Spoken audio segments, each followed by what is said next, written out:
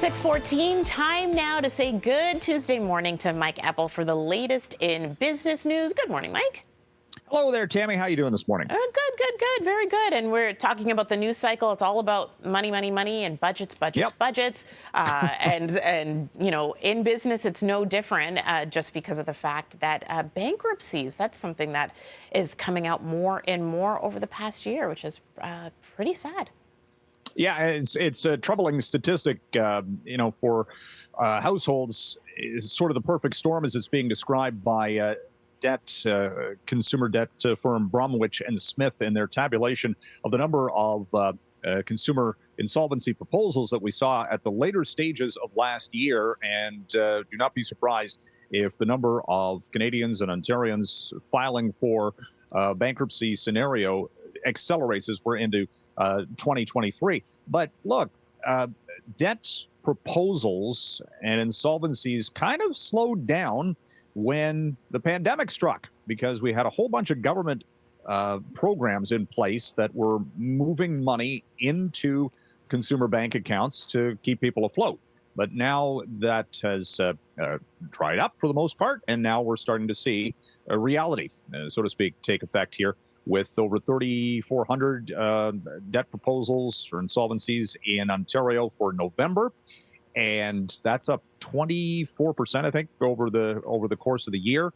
And, you know, Tammie, got a paycheck on Friday last week, that first one of the year, and it's always so much less than what it was at the end of the previous year because all of the deductions take effect, right, in the first couple of months for Canada Pension Plan, employment insurance, all of those early year deductions, which drop the monthly and biweekly pay. That coincides with all of the bills coming due over Christmas. So you see this always at the start of a year, people looking at their budgets going, whoa, we got to rebalance things to say the least. And this is going to be a challenge for a lot of households to kick off 2023. Absolutely. That first paycheck is always a little bit of a shock. You're absolutely right. When you exactly. get it. It's like, what? You got to go through it line by line. Like, oh, that's where it's going. Right. Okay. That's where it is. And continuing on with budgets, we know the TTC is not being spared from the inflationary pressures that we are all facing.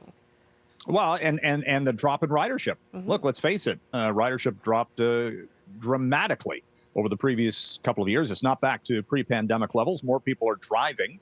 A lot of questions about how do you balance the books at the TTC because they're facing, wage contract negotiations coming up. They're going to cut service. They're raising fares.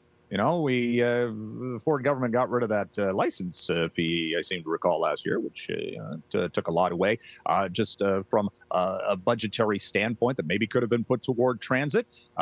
Talk about bringing in a surtax on parking spaces at shopping malls and plazas to go to transit funding. All of these things being considered. But look, it's just a microcosm of what, again, everybody's facing on a city level.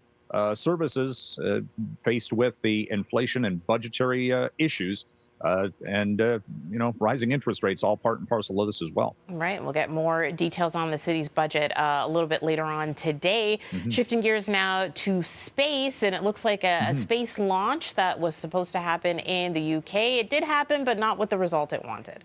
Didn't get to stage 2, this rocket that was supposed to take these satellites into orbit, space launch from British soil, headed up by Sir Richard Branson and Virgin Orbit, another company by this guy. He's just an amazing entrepreneur. How many Virgin brands have there been? There you see it. It's piggybacking or under the wing of a converted Boeing 747. Didn't get to stage 2, a failure to launch, so to speak, and the stock of Virgin Orbit is tumbling back to Earth this morning, down 25% in pre-market trade. Remember Virgin Galactic? That was the, take passengers, consumers up to space orbit. That hasn't done much of anything either, and that of late. And that one's down by 5% in pre-market action. All these things are great when interest rates are low, Tammie. The cost of doing business, this entrepreneurial phase, gets a lot more expensive when you got to pay 5, 6, 7% on the dollar. Significantly increases for sure. All right, Mike, we're out of time. Thanks so much. We'll chat again tomorrow. Thank you.